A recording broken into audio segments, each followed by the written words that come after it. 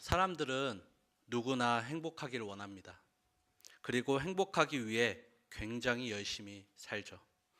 일도 열심히 하고 교회도 열심히 다니고 그렇게 내가 꿈꾸는 삶을 살아가는데 만족함을 느낄 때 우리는 행복하다라고 느껴집니다. 그런데 그때 생각지도 못한 위기가 닥쳤다면 여러분들은 어떻게 하시겠습니까? 우리가 오늘 읽은 본문 말씀에서 가장 기쁘고 행복한 순간에 그 위기가 찾아왔음을 우리가 볼 수가 있습니다. 가장 기쁘고 행복한 순간이 여러 가지가 있겠지만은 오늘 본문의 배경은 혼인식, 즉 결혼식에 대한 이야기입니다. 이스라엘의 가나라는 마을에 혼인잔치가 열린 것이죠. 그런데 이곳의 풍습은 혼인잔치가 열렸다 하면 일주일에서 열흘 동안 잔치를 하는 거였습니다. 그리고 잔치가 무르익을 때 가장 필요한 것이 바로 포도주였습니다. 이 포도주가 오늘 말씀에서 본 바와 같이 떨어진 것입니다. 이때 문화로 포도주가 떨어졌다는 것은 주인이 준비성이 없는 사람이다라는 생각을 들게 할 수도 있는 행위였습니다. 그런데 이 잔치는 점점 더 무르익어가고 사람들은 계속 포도주를 달라고 하면서 포도주를 마십니다. 이 즐거운 혼인잔치가 인생에 있어서 가장 기쁘고 즐거운 순간이 되어야 하는데 이 순간에 포도주가 떨어지면서 위기를 맞게 되는 것이죠. 그런데 이 나라 사람들에게 포도주는 음료수와도 같은 것이었습니다. 근데 음료수와도 같은 이 포도주가 잔치에서 한창 잔치에서 즐기고 있을 때 떨어진 것이죠. 그런데 거기 누가 계시냐면 바로 예수님이 그 자리에 계셨다는 겁니다. 하지만 예수님은 그때까지 사람들 앞에서 한 번도 기적을 베푸신 적이 없기 때문에 사람들은 포도주가 떨어졌음에도 불구하고 예수님께 도움을 청해야 되겠다라는 생각을 하지 못했습니다. 그런데 이때 한 사람, 어머니인 마리아는 달랐습니다. 마리아는 예수님께 어떻게 하면 좋을지 도움을 요청하기 시작합니다. 그런데 예수님께서는 이 어머니의 도움에 이렇게 대답을 하죠. 오늘 본문 4절의 말씀이 있습니다. 우리 함께 읽어볼까요? 4절 말씀입니다. 예수께서 이르시되 여자여 나와 무슨 상관이 있나이까 내 때가 아직 이르지 아니하였나이다. 아멘. 이렇게 딱 잘라서 예수님께서 이야기하십니다. 어떻게 보면 육신의 어머니에게 참 매정한 것 같기도 합니다. 이것을 우리 모습에 비춰보면 우리는 어떨까요?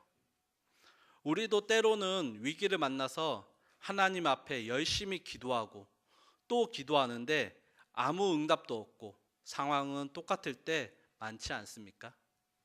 그런데 마리아는 이런 상황에 급한 마음이 있었을 것입니다. 근데 예수님은 때를 기다렸다는 것이죠. 성경에는 모든 문제 해결을 때가 있다라고 이야기합니다.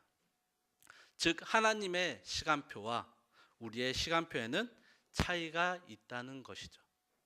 여기서 중요한 것은 우리가 하나님의 시간표를 믿고 순종하는 것입니다.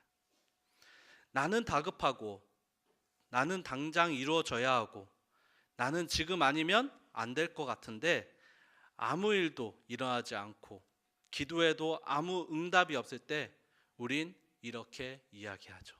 아, 하나님 아무 소용없네. 기도하면 다 들어준다더니 아닌가 보다 라고 말이죠. 하지만 그건 우리의 기준의 생각과 우리의 시간표이지 하나님의 시간표가 아니라는 것입니다. 하나님은 도깨비 방망이가 아닙니다.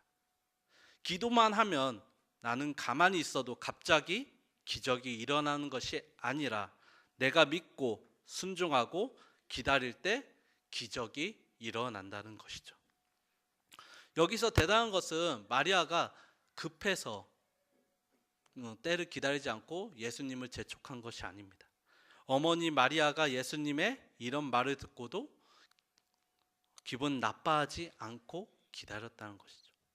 그러면서 더 놀라운 것은 그 마리아, 어머니 마리아가 하인들에게 이렇게 말합니다. 예수님이 무슨 말을 하든지 그대로 하라라고 말이죠. 우리는 여기서 마리아의 믿음이 얼마나 대단한지 생각해 볼 수가 있습니다. 마리아는 급하다고 재촉하지 않았고 예수님의 말에 기분 나빠하지도 않았고 끝까지 기대하면서 기다렸다는 것입니다. 그러고 나서 때가 되자 드디어 예수님이 하인들에게 이야기합니다. 항아리에 물을 채워라. 우리가 밥 먹기 전에 손을 씻죠. 이스라엘도 밥 먹기 전에 손을 씻는데 이 이스라엘 지방은 모래바람이 많이 분 지역입니다. 그러다 보니 손뿐만 아니라 집에 들어갈 때 발도 씻고 들어간다는 것이죠. 그래서 항상 어디를 가던 손을 씻는 물과 발을 씻는 물이 항상 준비되어져 있는 것입니다. 여기서도 마찬가지로 혼인 잔치였습니다. 그러다 보니 손님을 맞이하기 위해서 돌 항아리 6개가 바로 손 씻는 물과 발 씻는 물로 준비되었던 것이죠. 사람들이 많이 오다 보니까 그 물을 다 쓰게 되었겠죠. 이 돌 항아리는 크기가 큽니다.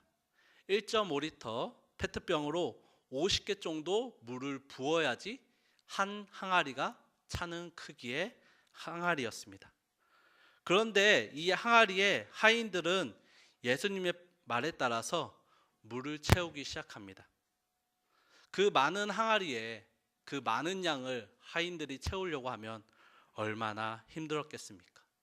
그런데 하인들은 여기서 중요한 포인트는 하인들이 그냥 대충 채우는 것이 아니라 아귀까지 채웠다는 것입니다. 예수님은 분명 아귀까지 채우라고 이야기하지 않았습니다. 그냥 항아리에 물을 채워라 라고 이야기하셨던 것이죠. 그런데 이 하인들은 모든 돌 항아리마다 아귀까지 채웠다는 것입니다. 즉 하인들은 하나님 말에, 예수님 말에 순종해서 하는데 대충 하는 것이 아니라 어디에 쓰일지 모르지만 성실하게 최선을 다해서 행했다는 것이죠. 그 다음에 더 놀라운 일이 일어나죠. 무엇이냐면 예수님께서 말씀하신 것입니다. 8절 말씀 보겠습니다. 8절에 보면 이제는 떠서 연회장에게 갖다 주라 하심에 갖다 주었더니, 좀 전에 자기들이 물을 가져다가 채웠던 이 돌 항아리에 있는 그 물을 떠서 연회장에게 있는 손님들에게 갖다 주라라고 예수님께서 하인들에게 이야기하고 있는 것입니다. 이때 하인들은 그 물을 떠서 연회장으로 가져가면서 무슨 생각이 들었을까요? 아마도 두려움도 있었겠고 부끄러움도 있었을 것입니다. 분명히 그 항아리에 채운 것은 무엇이죠? 물입니다. 근데 연회장에서 손님들이 찾는 것은 포도주죠. 분명히 그냥 물인데 그 물을, 포도주를 찾는 손님들에게 갖다 주면 그 손님들이 왜 포도주를 가져오라니까 맹물을 가져왔냐라고 하면서 화를 낼 수도 있을 것이고, 지금 나랑 장난하나? 라고 생각하면서 분노할 수도 있기 때문이죠. 얼마나 이 하인들은 떨렸을까요? 별의별 생각을 다 했을 것입니다. 그런데 중요한 것은 그 이성을 내려놓고 그 판단도 내려놓고 그냥 순종했다는 것입니다. 그때 무슨 일이 일어나냐? 10절 말씀에 있습니다. 다 같이 읽어보겠습니다. 말하되 그 사람마다 먼저 좋은 포도주를 내고 취한 후에 낮은 것을 내거늘 그대는 지금까지 좋은 포도주를 두었도다 하니라. 바로 기적이 일어난 것이죠. 연회장에서 사람들이 어디서 이런 포도주가 났냐고, 이렇게 좋은 것을 왜 이제 가져왔냐고 난리가 난 것이죠. 이 맹물이 포도주로 변한 것입니다. 그런데 이런 일이 어떻게 했을 때 일어났다고 우리가 좀 전에 봤죠? 그냥 단순히 믿었을 때, 지금까지 맛보지 못한 깜짝 놀랄 만한 최상의 좋은 포도주로 물이 변했다는 것입니다. 평범하고 아무것도 아닌 이 물이 사람들을 깜짝 놀라게 할 만한 최상의 포도주로 변했다는 것이죠. 사람들이 왔을 때 손을 씻는 물이었던, 발을 씻는 물이었던 그 항아리에 물이 예수님 말에 순종하니까 사람들을 깜짝 놀라게 한 좋은 포도주로 변했다는 것입니다. 이것이 예수님의 첫 번째 기적의 장이 된 가나안의 혼인잔치 이야기인데요. 이 이야기가 오늘날 살아가는 우리에게 위로가 되고 힘이 되는 것은 바로 마리아와 하인들의 순종 덕분이었습니다. 저는 기적이 멀리 있다고 생각하지 않습니다. 하나님의 때를 기다리고 순종하고 성실히 그냥 오늘을 살아갈 때 물 같던 우리를 사람들을 깜짝 놀라게 하는 최상의 포도주로 하나님께서 바꿔주실 줄 믿습니다. 사랑하는 우리 유치부, 유년부, 초등부 모든 주일학교 학생들이 겉으로 보기에는 그냥 평범한 물처럼 보일지 모릅니다. 장난만 치는 것 같고 또 철이 없어 보일지도 모릅니다.